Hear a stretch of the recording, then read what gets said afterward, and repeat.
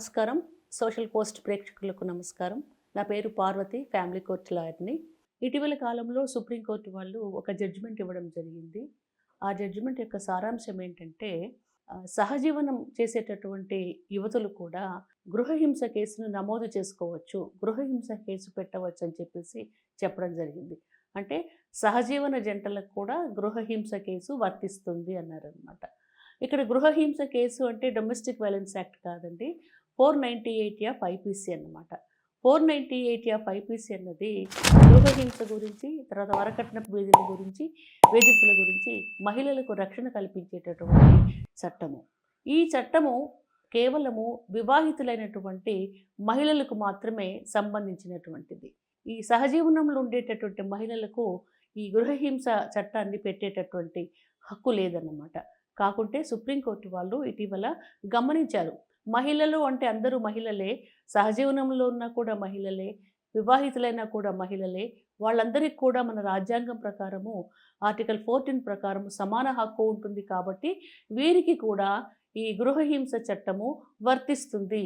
కాబట్టి సహజీవనంలో ఉండేటటువంటి మహిళా పార్ట్నర్స్ కూడా వారి తోటి పురుషుల నుండి, అంటే ఆ పురుష మహిళా పార్ట్నర్స్ దగ్గర నుంచి గృహహింస ఎదుర్కొంటే వాళ్ళు ఈ చట్టాన్ని అనుసరించి వారికి శిక్ష పడేలాగా చేయవచ్చు అన్నమాట.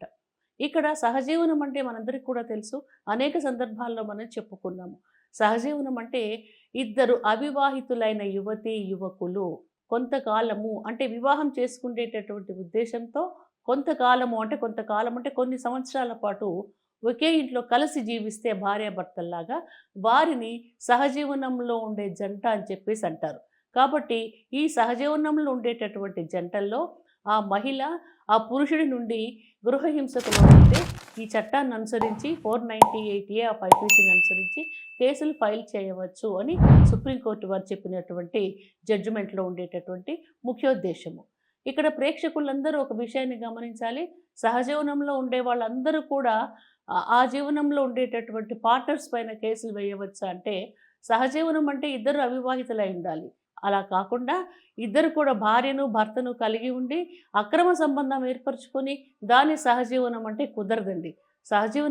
సహజీవనానికి విస్తృతమైనటువంటి అర్థాన్ని చాలా సందర్భాల్లో చెప్పడం జరిగింది.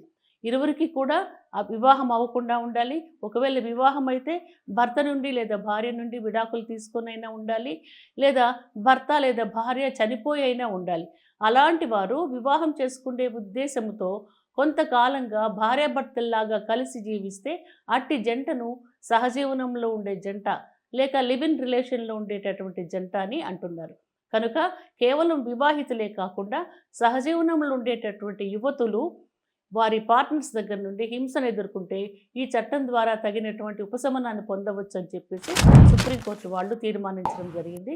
కనుక దీర్ఘకాలంగా సహజీవనం చేస్తూ ఆ సహజీవనంలో ఉండేటటువంటి పురుషుడి నుండి వాళ్ళు గృహహింసను ఎదుర్కొంటే వాళ్ళు ఈ చట్టాన్ని ఉపయోగించుకోవచ్చు. ఓకే అండి.